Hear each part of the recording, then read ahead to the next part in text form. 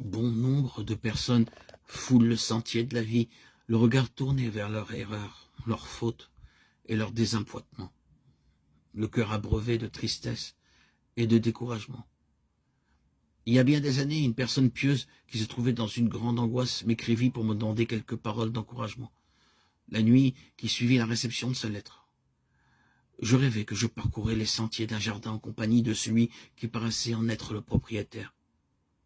Chemin faisant, je cueillais des fleurs et jouissais beaucoup de leur parfum, quand la personne en question qui était à mes côtés appela mon attention sur de vilains églantiers qui l'empêchaient d'avancer. Et elle se désolait. Au lieu de suivre le sentier avec le guide, elle s'égarait parmi les églantiers et les ronces.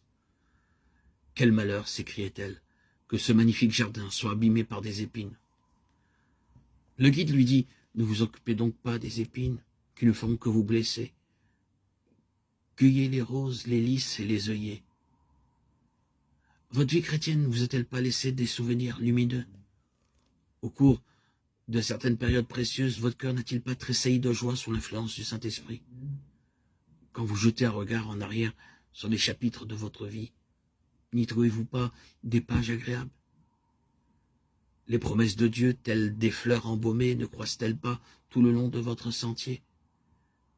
Permettez à leur beauté et à leur douceur de combler votre cœur de joie.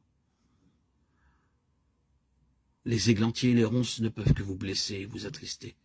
Et si vous ne cueillez que des déboires pour les présenter à d'autres, ne repoussez-vous pas la bonté de Dieu, n'empêchez-vous pas ceux qui vous entourent de marcher dans le sentier de la vie? Il n'est pas sage de rassembler tous les souvenirs pénibles de sa vie, ses chutes, ses déceptions, pour en parler à d'autres, et s'en lamenter jusqu'à ce que le découragement vous envahisse. Une âme découragée est entourée de ténèbres.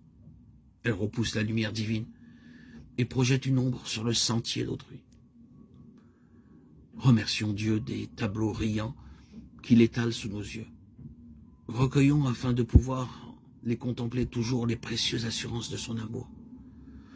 Le Fils de Dieu quittant le trône de son Père et voilant sa divinité sous notre humanité afin d'arracher l'homme à la puissance de Satan, son triomphe en notre faveur, triomphe qui nous ouvre le ciel et nous révèle le lieu où la divinité manifeste sa gloire.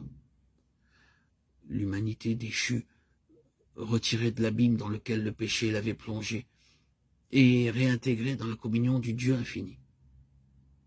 Le croyant, sentant par la foi au Rédempteur sa victoire.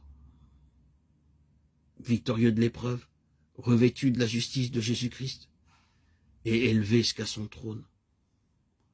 Voilà les tableaux sur lesquels le Seigneur veut que nous arrêtions nos regards.